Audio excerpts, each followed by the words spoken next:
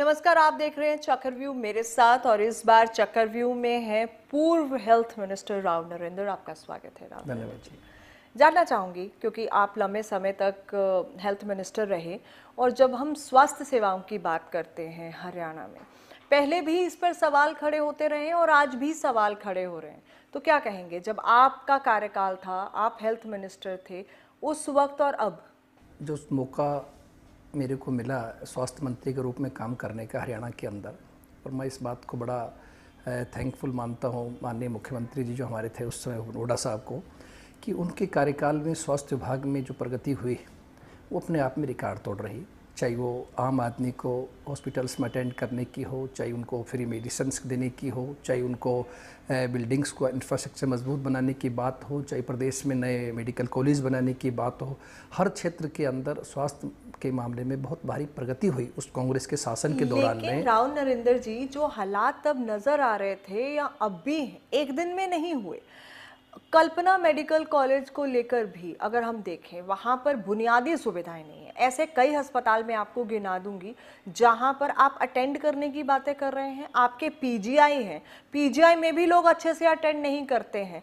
तो बाकी सरकारी अस्पतालों में तो बुनियादी सुविधाओं की बात करें, हम बुनियादी सुविधाएं भी उपलब्ध नहीं है। तो आप कहेंगे कि बहुत अच्छा था, तो शायद मेरे गले से उतरेगी नहीं ये बात। देखिए, मैं पहले की तुलना कर रहा हूँ। जो एक आम सरकारी हॉस्पिटल्स का जो एक स्टेटस हुआ करता था या आम लोगों का जो विश्वास ख़त्म हो गया था, इस कांग्रेस के शासन में विश्वास लोगों को बहाल किया हम लोगों ने। ओपीडीज़ हमारी बढ़ी और हमने फैसिलिटीज़ दी। ये ठीक है, मैं आपकी बात मानता हूँ कि कोई भी सरकारी संस्थान जो होते हैं, चाहे किसी महकमे के भी हों, सब में कुछ ना कुछ कमियां मिलती हैं, पाई जाती हैं। सरकारी संस्थानों में ही कमियां क्यों पाई जाती हैं, मुझे इसका जवाब भी चाहिए। आपने कहा सरकारी संस्थान किसी भी विभाग का हो, कमियां होती हैं, तो सरकारी संस्थान में कमियां क्यों होती हैं? इसलिए होती है कि हम लोग जो वहाँ ड्यूटी देते हैं, जो लोग काम करते हैं, जो कर्मचारी अधिकारी, मैं समझता हूँ सही ढंग से निष्ठा से पूरी तरीके से काम नहीं कर पाते जितना कि प्राइवेट सेक्टर के अंदर आदमी पूरी अटेंड होकर काम करता है। ये डिफरेंस क्यों है? ये आपके देश में ही, हमारे देश में ही है, तो सबका अकेला एक का किसी का नहीं है। ये हम लोगों की मेंटलिटी के अंदर है कि जब तक ऊपर चेक सिस्टम और मजबूत होता है तो ज़्यादा आदमी अच्छी तरह से काम कर। तो यानी आप मानते हैं कि चेक सिस्टम इतना अच्छा नहीं था हेल्थ डिपार्टमेंट में, इसीलिए सरकारी कर्मचारी ऐसे काम नहीं किया था। उसीलिए आप रिकॉर्ड ओपीडीज देखिए, उसी अनुसार लोगों की फैसिलिटीज़ देखिए। उससे पहले क्या होता था, आपके सरकारी हॉस्पिटल्स में मरीज जाते नहीं थे। आमतौर पर महसूस करते थे कि केवल गरीब लोग ही जाएगा जिसके पास पैसा नहीं है। लेकिन हमारे समय के दौरान में खास तौर से धीरे धीरे इस तरफ ध्यान दिया गया। माननीय हुड्डा साहब ने इसकी तरफ सोचा कि हमने हेल्थ स्वास्थ्य विभाग को ध्यान करना है, तो हमने किया। मैं नहीं कहता कि 100 के 100% हमने कमियां दूर की, लेकिन हमने पहले की बजाय बहुत अच्छा सुविधाएं उसमें दी और भी बहुत करना बाकी थी। और सबसे बड़ी थी कि डॉक्टर्स की कमी। देखिए, जिस चीज़ के अंदर मेन काम कौन है, पेशेंट को कौन देखेगा, डॉक्टर्स देखेंगे। प्रदेश में डॉक्टर कमी है, पूरे देश में डॉक्टर्स कमी, तो स्वाभाविक है वो चीज़ समय लगता है उसमें आने में। हद हो गई ना राव नरेंद्र जी। जब हम किसी सरकार में सत्ता में आने की बातें करते हैं, हम बुनियादी सुविधाओं की बात करते हैं, नहीं चाहिए बहुत बड़ी चीज़ें। एक आम इंसान की तरह बात करती हूँ, एक आम इंसान को बुनियादी सुविधाएं तो चाहिए। एजुकेशन की हम बात करें या फिर हम हेल्थ की बात करें, अगर हमें वो बुनियादी सुविधाएं नहीं मिल रही। 10 साल सत्ता में रही कांग्रेस, आप लंबे समय तक हेल्थ मिनिस्टर रहे, यानी कि डॉक्टर्स की कमी है ये पता था, उसके बावजूद इसके लिए क्यों कदम नहीं उठाए गए, और उठाए गए तो वो इतने कम क्यों रहे? कहीं टीचर्स की कमी, डॉक्टर्स की कमी, ये कब खत्म होगी? देखिए, हमने कदम उठाया। सबसे पहले आपको याद होगा कि हमने जो हरियाणा पब्लिक सर्विस कमीशन के दायरे से बाहर निकाल करके हमने उस पोस्टों को डायरेक्ट डिपार्टमेंट के द्वारा हाई पावर जो कमेटी बनाई थी उसके द्वारा सिलेक्शन सिस्टम हमने स्टार्ट किया। और उसके बाद जो है आपका समय समय के ऊपर हमारे समय के अंदर रिक्रूटमेंट्स बहुत ज़्यादा किए गए। पहले 3-3 महीने में भी किए, 6-6 महीने में भी किए, जैसे जैसे डिमांड्स आती रही। और जहाँ तक डॉक्टर्स कमी था, उसके लिए प्रदेश में आज तक किसी सरकार ने, किसी मुख्यमंत्री ने नहीं सोचा था कि कमी दूर कैसी होगी। वो मैं हुड्डा साहब की एक अच्छी सोच मानता हूँ, दूरदर्शी सोच मानता हूँ कि प्रदेश में केवल एक रोहतक मेडिकल कॉलेज हुआ करता था जो पंजाब के समय से था। हरियाणा बनने के बाद ने कभी कोई नया मेडिकल कॉलेज सरकारी स्तर पर बनने का प्रयास नहीं किया गया। हमारे समय के अंदर जहाँ देश का पहला महिला मेडिकल कॉलेज भगत फूल सिंह के नाम से आपका खानपुर कला गोहाना सोनीपत में खोला गया, तो दूसरा पिछड़े इलाके मेवात के अंदर खोला गया, तीसरा हमने इसका शिलान्यास किया था, इसका कार्य कल्पना चावला के ऊपर जो बता रहे हैं आप करनाल में चल रहा था। तो ये बुरे हालात हैं। तो ये जब भी आपकी ये सब चीज़ें जो है आने वाले समय के अंदर जहाँ मेडिकल बच्चे MBBS करके आएंगे तो धीरे धीरे कमी पूरी होगी उस चीज़ की। तो ये बात थी, इसलिए पूरा अपनी तरफ से जो एक बेस्ट एफर्ट्स कर सकते थे हमने किया। एक तरफ तो डॉक्टरों की कमी, दूसरी तरफ डॉक्टरों की लापरवाही, तीसरी तरफ आप कह रहे हैं कि माइंडसेट ऐसा है, चेक्स एंड बैलेंसेस की कमी। 10 साल सत्ता में रहने के बाद कांग्रेस अगर बुनियादी ढांचे को ठीक नहीं कर पाई तो बताइए कमी कहाँ? मैं नहीं कहता कमी दूर नहीं हो पाई, काफ़ी कमियां दूर हुई है, लेकिन फिर भी बहुत कुछ अभी करना बाकी होता है।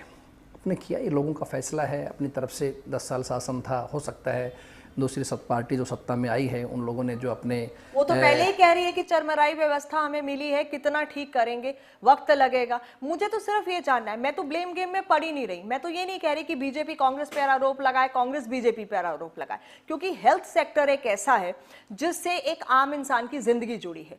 या वो अपनी जिंदगी बचाने के लिए डॉक्टर के पास जाता है, या तो वो खत्म हो जाएगा या वो बच जाएगा अगर वहां उसे टाइमली इलाज नहीं मिला। तो इसका जो सॉल्यूशन है वो क्या है? क्योंकि आप हेल्थ डिपार्टमेंट को हेड कर रहे थे। मैंने आपको बताया कि बिल्कुल आपकी बात जायज़ है कि हॉस्पिटल के अंदर जो पेशेंट आए उसकी सही बराबर रूप से उसको सही निगरानी होनी चाहिए, सही चेक होना चाहिए, सही डॉक्टर्स द्वारा देखरेख होनी चाहिए, सही उनको फैसिलिटीज़ मिलनी चाहिए। उस दिशा में काफ़ी हमने प्रयास भी किए, इसमें कोई शक नहीं है, और उसका रिजल्ट्स बेटर भी आए और उसके OPDs भी हमारी बढ़ी। लेकिन फिर भी मैं समझता हूँ कि अभी बहुत कुछ और भी करना बाकी है, और जो करना चाहिए सरकार को, जो मौजूदा सरकार है जिनके पास जिम्मेदारी है आज, और वो लोग अपना प्रयास कर रहे होंगे, इस विषय में करेंगे। लेकिन हमने, मैं समझता हूँ, जो शुरुआत करनी चाहिए थी, बहुत अच्छा एक शुरुआत थी, इसमें कोई शक नहीं। आपको ऐसा नहीं लगता कि जब भी सवाल खड़े करते हैं तो फिर नेता मीडिया पर ही सवाल खड़े करते हैं? मुझे कोई नाराजगी नहीं है, मुझे कोई ऑब्जेक्शन नहीं, मुझे बहुत खुशी है आप मेरे पे सवाल क्यों नहीं रहती कि नरेंद्र जी वास्तविकता के अंदर अब आज के समय में हॉस्पिटल्स के अंदर पहले की बजाय बहुत सुधार हुआ है। ये नहीं देखते आप लोग, तुलना करते हैं 5 स्टार हॉस्पिटल से, आप लोग तुलना करते हैं मेडिसिटी से, आप लोग तुलना करते हैं बड़े बड़े अस्पतालों से कि वहां ये सिस्टम है। आप ये क्यों नहीं सोचते कि पहले क्या स्थिति हुआ करते थे? हॉस्पिटल देखे हैं जहां एक महिला ऑपरेशन थिएटर में थी, उसे डिलीवरी पेन्स थी और वहां एक डॉक्टर नहीं थी। मैंने वो हालात भी देखे हैं, हालात भी देखे हैं जहां पर एक डॉक्टर नहीं था और एक मरीज ने गलत, एक कंपाउंडर ने गलत इंजेक्शन लगा दिया एंड वो कोमा में चला गया। मैंने वो हालात भी देखे। और तो छोड़ दीजिए, PGI रोहतक की मैं अपनी बात कर देती हूँ। मेरा एक्सीडेंट हुआ, I was taken to PGI hospital Rohtak, मेरे को फर्स्ट एड नहीं मिली। मैं अपनी बात बता देती हूँ, PGI रोहतक की, मैं किसी की बात नहीं कर रही। मैं ये नहीं कह रहा कि फैसिलिटी आपको मिले या नहीं मिले या 100 के 100% वहाँ सेटिस्फाइड होकर जा रहे हैं, लेकिन मेरा एक अपनी सोच की तरीका है। मैं ये मानता हूँ कि जो अस्पताल की हालत पहले थी उसकी बजाय अब बेटर, डे बाय डे बहुत अच्छी बेटर होती जा रही है, लोगों का विश्वास बढ़ा है, और लोग जो मैं समझता हूँ उसमें गए हैं, बहुत से लोग मिलते हैं। जहाँ कमियाँ भी है उस कमियाँ को माननी चाहिए, और कोई एक व्यक्ति के करने से मैं कह दूँ आज 100% कमी दूर हो गई या दूर हो जाएगी, नहीं हो सकती। कैसे हो सकती है ये बताइए। नहीं, आप, मैं तो समझता हूँ कि जो आदमी उसमें ड्यूटी पे कार्य कर रहे हैं, चाहे वो कर्मचारी हैं चाहे वो डॉक्टर्स हैं, हर आदमी अपनी जिम्मेदारी से अपना काम करें। हम लोगों का जो ड्यूटी बनती है, जिसके पास जो है, आज मेरे पास कोई जिम्मेदारी नहीं है, लेकिन फिर भी जो अधिकारी है या जो और हमारे स्तर के ऊपर जो हमारे मंत्री महोदय बैठे हैं, उन लोगों का जो बराबर एक सिस्टम, हमने भी अपने टाइम के अंदर चेक सिस्टम किया था। मोर देन 100 हॉस्पिटल्स वगैरह को हम खुद चेक किया, पर्सनली गए थे। जहाँ कमियाँ उनके खिलाफ एक्शन भी लिए गए, उनको डरा धमकाए भी गए। लेकिन फिर भी एक बड़ी पॉजिटिव देखने वाली बात है कि जिस चीज़ की कमी हो, स्वाभाविक है वहाँ दिक्कत आती है। जहाँ हम महसूस करते हैं कि एक चीज़ की कमी चल रही है, डॉक्टर संख्या में कम है, तो स्वाभाविक है उस समय हम उनको कोशिश ये करते थे कि समझा कर, बुझा कर, उनको धमका कर प्यार से काम ले। अगर हम ज़्यादा सख्ती करेंगे तो लोग रिजाइन दे जाते हैं। आप इस बात को शायद नहीं सोच रहे, मैंने प्रैक्टिकल देखा है। कई बार हम महसूस करते थे कि फलां क्षेत्र के अंदर डॉक्टर्स की भारी कमी है, हमने उस डॉक्टर का वहाँ ट्रांसफर किया, ऐसा डॉक्टर साहब आपको वहाँ जाना है। दिन बाद पता लगा डॉक्टर रिजाइन दे के चला गया। फिर हमें महसूस हुआ कि जो क्षेत्र में काम कर रहा है, चलो हरियाणा में कर रहा है, वो व्यक्ति रेवाड़ी में कर रहा हो, नारनौल में कर रहा हो, चाहे तीसरी जगह कर रहा हो, करो काम तो कर रहे हैं। इसलिए बहुत देखना पड़ता था, सिस्टम से काम करना पड़ता था। बहुत ज़्यादा जबरदस्ती करेंगे, प्राइवेट सेक्टर्स में भी डिमांड है डॉक्टर्स की, जो अनुभवी डॉक्टर है वहाँ चले जाते हैं, जो बहुत अच्छे डॉक्टर्स वहाँ भी निकल सकते हैं। इसलिए हमारा प्रयास था कि आम आदमी को फैसिलिटी मिले, सरकार के अंदर रहे, तो उसके लिए हमने उनके प्रयास किया, उनसे काम लिया है और बढ़ा है। मैं देखो आपकी बात बिल्कुल ठीक है, ये जो आप बता रहे हैं कमियां पाई गई हैं या है, ये कोई अकेला यहाँ की बात नहीं है, हरियाणा में भी है, दूसरे प्रदेश में मिल जाएगी, जहाँ भी आप देखेंगे हम जाएंगे जरूर कमी मिलेगी, लेकिन हमारा काम है उसको दूर करें। मैं आपसे 100% एग्री करती हूँ कि सिर्फ हरियाणा में नहीं, हर जगह। लेकिन दुख इस बात का होता है कि अगर 66-67 साल की आज़ादी के बाद भी अगर हम बेसिक इंफ्रास्ट्रक्चर या बेसिक फैसिलिटीज़ अगर हम एक अपने नागरिक को नहीं दे पाए हैं तो फिर दुख होता है। मेरा सवाल सिर्फ ये है, बात सिर्फ सवाल उठाने की नहीं है, बात यह है कि हर एक नागरिक को आज अधिकार है राइट टू लाइफ, और राइट टू लाइफ में अगर हेल्थ फैसिलिटी उसे प्रॉपर नहीं मिल रही है तो ये एक बहुत बड़ा थ्रेट एंड डेंजर है।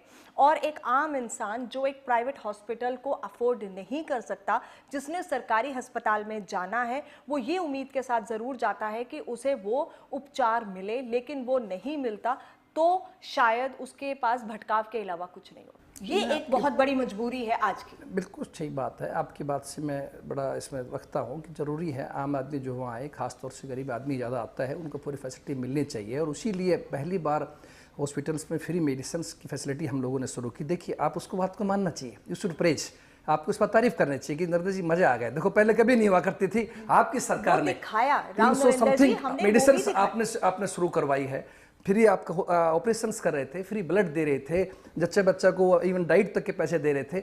मैं नहीं कहता कमियां नहीं है, कमियां भी पाई जाएंगी, मिलेंगी कमियां, धीरे धीरे समय लगेगा उनको दूर होते हुए। 100% तो कमी कहीं भी दूर नहीं होती, लेकिन फिर भी जो एक सिस्टम किया गया है उसका बड़ा अच्छा रिजल्ट्स भी आया, लोगों को विश्वास बढ़ा। जहाँ से मैं संबंध रखता था नारनौल से, आप ताजुब करेंगे कि हरियाणा के अंदर नारनौल या पंचकुला ऐसी जगह थी जहाँ सबसे ज़्यादा डिलीवरीज हरियाणा में होती थी, 25 से 30-35 डिलीवरी पर डे होती थी।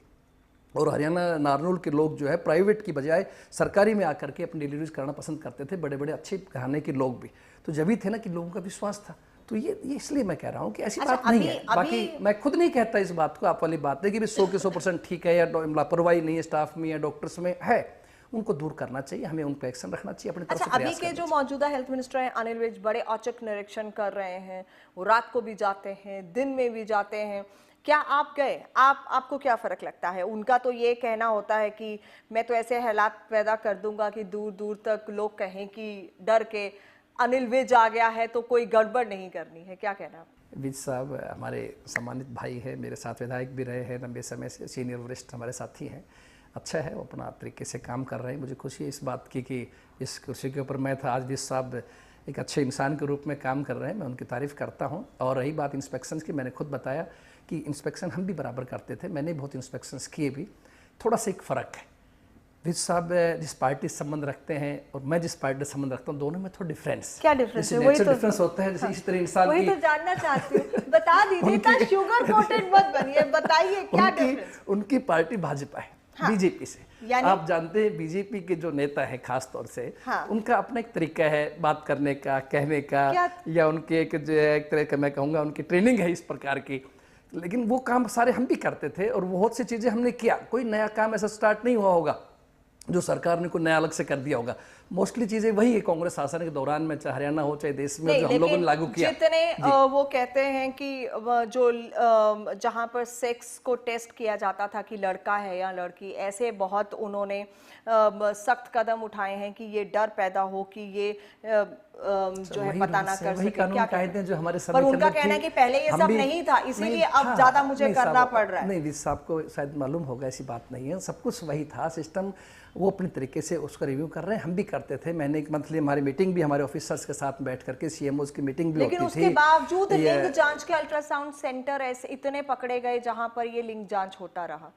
तभी वो कह रहे हैं कि पहले खुले तौर पे ये चीजें हो रही थी, चेक्स एंड बैलेंसेस नहीं था, इसीलिए अब मैं डर पैदा करना चाहता हूँ। कोई खुले चीज जब नहीं थी, जब भी पूरा शक्ति था, जब भी इनाम हमने रखा हुआ था, हमारे बराबर टीम बनी हुई थी, डिप्टी कमिश्नर्स को भी हमने इसमें शामिल किया हुआ था। ऐसा बात नहीं है, पूरी तरह से हम पूरा प्रयास कर रहे थे। बाकी ठीक है, जहाँ लिंग अनुपात का या जांच करने के ऊपर सरकार शक्ति थी, हमारी गवर्नमेंट सरकार के अंदर भी पूरी तरह हमने शक्ति रखी हुई थी, ऐसी बात नहीं है। बाकी अच्छी बात हो, प्रयास कर रहे हैं, खुशी है, करनी चाहिए। कोई भी अगर इलीगल कोई चीज़ कर रहा है प्रदेश के अंदर, वो गलत है, सभी के लिए गलत है। पार्टी से ऊपर उठ करके प्रदेश और देश के हित की बात है, हम उसके कहते हैं पूरा अच्छा करना चाहिए। आयुष मंत्रालय का गठन करने की सिफारिश की है उन्होंने, आयुर्वेद होम्योपैथी को बढ़ावा दिया जाएगा ये कह रहे हैं, इसको किस तरह से देखेंगे? नहीं, ठीक बात है। मैं भी इस बात का पक्षधर हूँ कि आमतौर पे धारणा रहती है कि शायद अंग्रेजी दवाइयाँ जो है ये कोई ना कोई साइड इफ़ेक्ट करती है, तो जो आयुर्वेदिक है या होम्योपैथिक है या दूसरे प्रकार की है, इनको बढ़ावा देना चाहिए। हमने भी हमारे समय में बढ़ावा भी दिया, इनका बजट भी बढ़ाया, इनका अलग से हमने डिपार्टमेंट भी बनाया, और अलग अगर मिनिस्ट्री की सिफारिश कर रहे हैं तो अच्छी बात है, लाना चाहिए। पूरे देश के अंदर एक जागृति होनी चाहिए, इस आयुष के आगे आना चाहिए। लोगों का विश्वास बढ़ रहा है, खासतौर से होम्योपैथी वगैरह की तरफ भी लोगों में इसको बढ़ावा आपने अपने टेन्योर में हमने दिया। हमने हर जिला अस्पतालों के अंदर, सब डिवीजन हॉस्पिटल्स के अंदर हमने डॉक्टर बैठाए हैं, जो अपने नेशनल हेल्थ मिशन की तरफ से आप देखेंगे उसी समय की स्कीमें है सारी। हमने हर जगह आपका होम्योपैथिक डॉक्टर के भी बैठाया हुआ है, आयुर्वेदिक के बैठाए हैं, और हमने पूरी तरह से उनका जो है वह सिस्टम लागू किया है। चीज़ें वही है, वही चीज़ें, कोई ऐसी बात नहीं है कोई नई चीज उठ करके आ गई है प्रदेश में। आप पहले रिकॉर्ड पता कर लीजिए, आप प्रेस संबंध रखते हैं। हम ज्यादा नए तरीके से कर रहे हैं क्योंकि हम ज्यादा स्ट्रॉन्ग इम्प्लीमेंटेशन कर रहे हैं, तो हम डर पैदा कर रहे हैं, तो इसका मतलब पहले डर नहीं था। सब ये उनकी नज़रों में ऐसी बात नहीं है ना, ये तो आप लोगों से पूछें या अधिकारियों से पूछें, ऐसी बात नहीं। और तो पूरा टेन्योर पूरा होने के बाद पता लगेगा किसी के बारे में क्या है क्या नहीं। लेकिन हमने अपनी तरफ से बेस्ट एफर्ट्स किए थे, और वही चीज़ें हैं, सारी चीज़ें आप खुद पता करेंगे प्रेस के माध्यम से। यानी आपको लगता है कि नई सरकार, नए हेल्थ मिनिस्टर कुछ नया नहीं कर रहे हैं? नहीं, नया मिनिस्टर कोई नया नहीं कर रहे हैं, बल्कि अपनी तरफ से जो प्रयास कर रहे हैं इधर उधर आने जाने का, चेक करने का, अच्छा है। मुझे खुशी है इस बात की, मैं उनकी इस बात के लिए तारीफ भी करता हूँ। इसमें कोई गलत नहीं, आदमी अच्छा करे तो उसको तारीफ होनी चाहिए। ठीक, अच्छा काम कर रहे हो। Special audit of the medical colleges of the state for the last 10 years, AG Haryana recommended by, इसके बारे में क्या कहेंगे? पूरा ऑडिट करने की जो वो बात कर रहे हैं मेडिकल कॉलेजेस का पिछले 10 सालों तो कोई दिक्कत की बात नहीं, बिल्कुल होना चाहिए। किसी भी चीज़ का, किसी भी विभाग में चाहिए, केवल एक मेडिकल कॉलेज की बात नहीं है। हर विभाग का ऑडिट हो, जांच हो, अगर कोई कमियां पाई जाए उस खिलाफ एक्शन हो, कोई भी हो चाहे, इसमें क्या बात है। तो आप, हम सब इस बात के पक्षधर रहे हैं कभी सर, हम खुद इस बात के पक्षधर हैं कि भाई आप इसकी जांच करें कि कहीं भी कोई खामियां पाई जाती है, और किसी में अगर इंटेंशन किसी की बैड रही हो तो उसके खिलाफ कार्रवाई करें। ठीक है, आपके वक्त भी ऑडिट रेगुलर लेवल्स पर होते रहते थे। तो रूटीन सरकार गवर्नमेंट प्रोसेस से कभी किसको स्टॉप नहीं किया ना किया जाता कभी भी।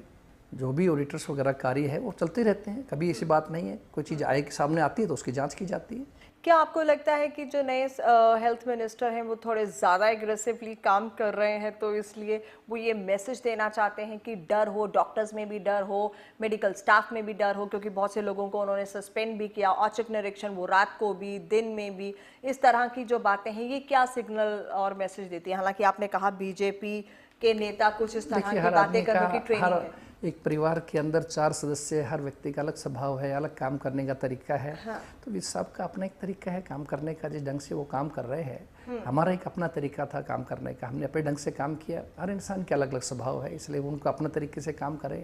हमें इसमें 10 सालों में मतलब कांग्रेस सरकार रही, डॉक्टर्स की कमी पूरी नहीं हो पाई। आप भी मानते हैं कि कमी रही है? पूरे देश में कमी है। मैं मान लिया, मैं सिर्फ हरियाणा की बात कर रही हूँ। अब ये जो चैलेंजेस अगली सरकार के सामने भी हैं, जो आपके सामने थे, अब क्या लगता है कि क्या पॉलिसीज अपनाई जाएंगी, क्या होना चाहिए जिससे कि ये जो बेसिक कमियां जो शुरू से चली आ रही वो कैसे पूरी? देखो, डॉक्टर्स कमी तो आगे भी चलेगी। अभी समय के अनुसार मैं नहीं कहता कि अकेली नई सरकार तुरंत पूरी कर देगी या हर जगह डॉक्टर्स बैठा देगी, ऐसा नहीं है। कमियां तो रहेंगी। जो चीज़ की मार्केट में कमी है तो कमी है, डे बाई डे समय लगेगा उसको पूरा होने में। जैसे मेडिकल कॉलेज के बच्चे और निकल के आएंगे, सरकारी सेवा में आना चाहेंगे, स्वाभाविक है, थोड़ा समय लगेगा इसमें।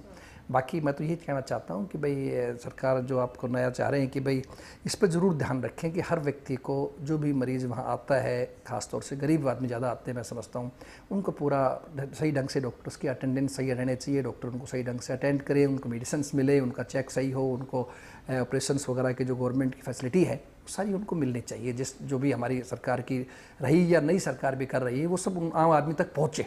वो तो कह रहे हैं ना, जैसे मैंने पहले कहा कि हमें तो पूरी चरमराई व्यवस्था मिली है, इसे ठीक करने में, यानी वो तो इंडिकेशन दे रहे हैं कि आने वाले 5 साल लग जाएंगे और वो भी शायद कम हो। तो सब ये बात तो आपको ध्यान होगा, हुड्डा साहब ने तो कही थी भाई आपको चरमराई लग रही तो हमें वापस दे दीजिए, हम लोग 1 साल भर हम चला के दिखाते हैं। तो ऐसी बात नहीं, वो नहीं कर पाए तो 1 साल में हुड्डा जी क्या क्यों नहीं कर पाए? हमने तो हरियाणा में बहुत तरक्की की, हरियाणा में बहुत प्रगति की। अब बिल्कुल रूल आउट ही क्यों हो जाते हैं? लेकिन हरियाणा में कांग्रेस, अगर हरियाणा में कांग्रेस दूसरी बार आई तो भी तो कांग्रेस शासन में आई। रही बात ये कि क्यों गई, सब देखिए सरकारें बदलती रहती हैं, ये जनता का मन होता है। हाँ। जो गुजरात से, राजस्थान से जो शुरू हुआ मोदी जी के नाम का, जो लोगों को सबज बाग दिखाए गए, अच्छे दिन आने वाले हैं, तो उस नाते से लोग धीरे धीरे हवा में बहना शुरू हुआ है। 10 साल कांग्रेस शासन देख लिए, हो सकता है भाजपा का देख ले, लेकिन आपने देखा जहाँ वो 56 इंच की छाती की बात हुआ करती दिल्ली में, कहाँ आके 3 इंच कैसी हो गई। तो ऐसी बात नहीं है। जनता जनार्दन है, जनता भगवान का रूप है, बदलती रहती है। कांग्रेस अपने में उलझी हुई है, आपको लगता है रिवाइवल उसका कौन कहाँ नहीं है? उलझे अपने में? कौन सी पार्टी नहीं, सभी उलझे रहते हैं, चलता रहता है पार्टी के अंदर। लेकिन कांग्रेस के अंदर इनर डेमोक्रेसी है। आप देखिए कांग्रेस के अंदर सबको कहने का अधिकार है, सभी कहते हैं। तो क्या आपको डेमोक्रेसी के साथ डिसिप्लिन भी कहा जाता है। भाजपा के नेता नहीं कहते कि बीजेपी तो केवल एक 3 लोगों की पार्टी रह गई है? अभी पिछले दिनों में बयान पढ़ रहा था, सोरी साहब के बयान थे। तो ऐसी बात नहीं है। बाकी कांग्रेस का तो हरियाणा में कांग्रेस किसकी पार्टी है ये बताइए? हुड्डा कांग्रेस है, अशोक तंवर कांग्रेस है, किरण चौधरी कांग्रेस है, या फिर आप किस खेमे के हैं ये भी बता कांग्रेस है, भारतीय राष्ट्रीय कांग्रेस है, जिसके अध्यक्ष माननीय सोनिया जी है, उपाध्यक्ष राहुल जी है। होता तो सब अलग अलग होते ही नहीं, ऐसी कोई बात नहीं, सबको अपना अधिकार है, लेकिन सब कांग्रेस झंडे के नीचे एक है। वो झंडे और टोपी की लड़ाई देख चुके हैं, छोड़ दीजिए वो सब कुछ। यहाँ पर दिल्ली में दिख चुका सब कांग्रेस को मजबूत करना चाहते हैं, सब अपने अपने तरीके से, चाहे वो टोपी लगाएं, चाहे वो पगड़ी बांधे, फर्क कुछ नहीं है किसी में भी। पगड़ी को मजबूत कर रहे हैं या टोपी को? अब आप क्या पहन कर आए थे ये बता दीजिए। नहीं, हम कांग्रेस के और सोनिया जी की रैली में गए थे। हुड्डा जी के खेमे के ही हैं। चलिए, नहीं, हुड्डा साहब, मैं इस बात की, देखो, हुड्डा साहब को बधाई देना चाहूँगा कि जिस अच्छे तरीके से प्रदेश में काम किया। हर क्षेत्र में देखो पार्टियां आलोचनाएं करती रहती हैं। आप ये उम्मीद मत रखो कि भाजपा के नेता कांग्रेस की तारीफ करें कि जी हुड्डा साहब ने बहुत अच्छा काम किया, कांग्रेस अच्छा काम किया, शायद नहीं करेंगे। कांग्रेस वाले तो फिर भी कर सकते हैं। हमारी तो एक पॉजिटिव सोच है, हम तो फिर भी कह सकते हैं कि हाँ चलो, जो सरकार विज साहब काम कर रहे हैं अच्छी बात है, हमारे साथी हैं, भाई हैं। लेकिन मुझे उम्मीद नहीं दूसरे भाई को ऐसा करता हो। लेकिन हमें वही मेरी फिर उसी बात आऊँगा कि एक थिंकिंग की बात है। मैं एक पॉजिटिव सोच का व्यक्ति हूँ, तो मैं ज़रूर कहना चाहता हूँ कि जो अच्छा काम किया उसको याद रखना चाहिए। देखिए, उस कांग्रेस के समय के दौरान में या हुड्डा साहब के समय के दौरान में जो काम हरियाणा में हुआ, अब में रिकॉर्ड तोड़ काम हुआ। हर क्षेत्र में, चाहे वो स्पोर्ट्स के मामले में हो, चाहे वो हेल्थ में हो, एजुकेशन में हो, अपने कह गए एक ही क्षेत्र का विकास हुआ, आपके अपने कह के अपने घर से अलग हो गए। आप दूसरों को क्या मतलब देखिए, मैं तो अपने इलाके की बात करता हूँ। मैं जिस इलाके से संबंध रखता हूँ, अहिरवाल क्षेत्र से, जिला महेंद्रगढ़ से या साउथ हरियाणा से बात करेंगे, इस कांग्रेस के समय के दौरान में क्या कुछ नहीं मिला हमारे को। देखिए, जहाँ एक सेंट्रल यूनिवर्सिटी मिली जिसमें मेडिकल कॉलेज भी शामिल है, जहाँ आयुर्वेदिक मेडिकल कॉलेज मिला हमारे नारनौल को, जहाँ आपका जो है ना सैनिक स्कूल मिला, डिफेंस यूनिवर्सिटी मिली, मतलब हर चीज़ में आपको पूरा अधिकार मिला। हर गांव में इतना विकास हुआ है मैडम, आप लोगों से प्रैक्टिकल जाके देखें कि आज 6-7 महीने के दौरान में लोग याद कर रहे हैं कि साहब आपका शासन बहुत अच्छा शासन था। वो तो लोग बताएंगे, पहले भी लोग बता चुके, आने वाले वक्त में भी लोग बताएंगे। मेरा जो अभी सवाल आपसे है, बहुत ही कम शब्दों में जवाब चाहूंगी, वो ये है, आपको क्या लगता है कि जो सबसे बड़ा चैलेंज अभी के हेल्थ मिनिस्टर के सामने होगा वो क्या है? To regulate the medical facilities in Haryana, यानी कि बुनियादी सुविधाओं को बेटर करने के लिए सबसे बड़ा चैलेंज अभी मौजूदा हेल्थ मिनिस्टर अनिल विज के सामने क्या होगा और क्या क्या है और क्या हो सकता है? देखिए, मेरा यही मानना है कि एक तो डॉक्टर्स की कमी को विज साहब दूर करें, उसमें अपनी तरफ से पूरा प्रयास करें, चाहे इनके सैलरीज बढ़ाने का है या और फैसिलिटीज़ देने का है, ताकि प्राइवेट सेक्टर में ये लोग ना भागे। दूसरा, मेडिसिन वगैरह भी पूरी तरह से अवेलेबिलिटी रखनी चाहिए हॉस्पिटल्स के अंदर, अकॉर्डिंग टू हमारे ओपीडीज़ देखते हुए। साथ में जो आयुर्वेद को ये बढ़ावा दे रहे हैं आयुष के माध्यम से, उसके अंदर ही पूरा रहे। और साथ में ख़ास तौर से जहाँ पोस्टें खाली हैं, इस तरह हमारे शासन के दौरान में हम लोगों ने जो है टेम्परेरी तौर के ऊपर भी भर्तियाँ की थी जिले के अंदर, उसमें भी करें। अगर डॉक्टर्स नहीं मिलते हैं तो अवेलेबिलिटी हो जाती है, जिले के अंदर करें। बल्कि जो रिटायर्ड लोग हैं डॉक्टर्स, जो वास्तव में सेवा करना चाहते हैं, उनको भी ले, बेशक चाहे हमें उनकी उम्र बढ़ानी पड़े। इस तरह से मैंने पढ़ रहा था बिहार के अंदर, दूसरे स्टेटों में एज काफ़ी एक्सटेंड किया गया है। तो अगर हमारे यहाँ भी जिनका जो लोग फिजिकली ठीक हैं, जिनका एक्सपीरियंस डॉक्टर है हमारे पास रिटायरमेंट के बाद भी, मैं समझता हूँ हमें उनको और ऐसे लोगों को साथ लेना चाहिए, ताकि उनकी सेवाओं से लोगों को मैक्सिमम फ़ायदा मिल सके। और बाकी अपना पूरा सिस्टम हम लोग ये लोग मजबूत रखें, पूरे डॉक्टर्स की अटेंडेंस है, डॉक्टर्स का बिहेव है, इन सब बातों पे पूरा ध्यान रखें और एक बिल्कुल रेवोल्यूशन की अगर बात करूं हेल्थ सेक्टर में, तो वो कैसे संभव है? जो बिल्कुल अगर हम चेंज की बात करें, हालांकि आयुष मंत्रालय के गठन की सिफारिश कर रहे हैं, आयुर्वेद होम्योपैथी को बढ़ावा देने की बात कर रहे हैं, मोरनी में पहला हर्बल फॉरेस्ट बनाने की बात कर रहे हैं, इन सारी चीज़ों का इम्पैक्ट या बदलाव कुछ देखते हैं आप आने वाले वक्त में होगा? अच्छी बात है, अगर ये भी तो बात ही कर रहे हैं, अगर कोई प्रैक्टिकली कुछ चीज़ सामने आएगी तो अच्छा लगेगा हमें। बाकी आयुष मंत्रालय बहुत से प्रदेशों में है, उत्तर प्रदेश वगैरह में कई प्रदेश ऐसे हैं जहाँ ऑलरेडी आयुष मंत्रालय बना हुआ, खास बात नहीं है। अब भी हेल्थ से अटैच है, अलग हो जाएगा तो भी कोई विशेष बात उससे नहीं होगा मेरे दिमाग से। हमें बल्कि इनके लिए अलग बजट की व्यवस्था रखनी चाहिए कि भाई इतना बजट हम अलग से निकालें जो आयुष के ऊपर खर्च किया जाएगा, जो पेशेंट्स आना चाहिए उनके लिए होगा। और जहाँ खास तौर से डॉक्टर्स के लिए फैसिलिटीज़ रहने के लिए है, मकान वगैरह हैं, स्टाफ के लिए है या बिल्डिंग्स वगैरह है। बाकी बहुत से जिलों के अंदर या बहुत सब डिवीजन के अंदर हमने नई बिल्डिंग्स बनाई, काफ़ी हद तक पहले से बहुत सुधार हुआ था। फिर भी अगर जो चीज़ बची हुई है उस पर भी थोड़ा ध्यान दें। चलिए, बेहद शुक्रिया हमारे साथ इस कार्यक्रम में जुड़ने का। बातें हैं, बातों का क्या होगा? नेता आते हैं, सत्ता बदलती है, चेहरे बदलते हैं, लेकिन बड़ा सवाल वही है कि व्यवस्था कब बदलेगी। बुनियादी सुविधाओं की बात करें और स्वास्थ्य सेवाओं की बात करें, ये एक बुनियादी चीज़ है जो शायद हर इंसान चाहता है। इसमें बदलाव कब आएगा, ये व्यवस्था कब बेहतर होगी, ये सवाल ही है, और इस सवाल के जवाब का आपकी तरह इंतज़ार मुझे भी है। लेते हैं आपसे इजाज़त। नमस्कार।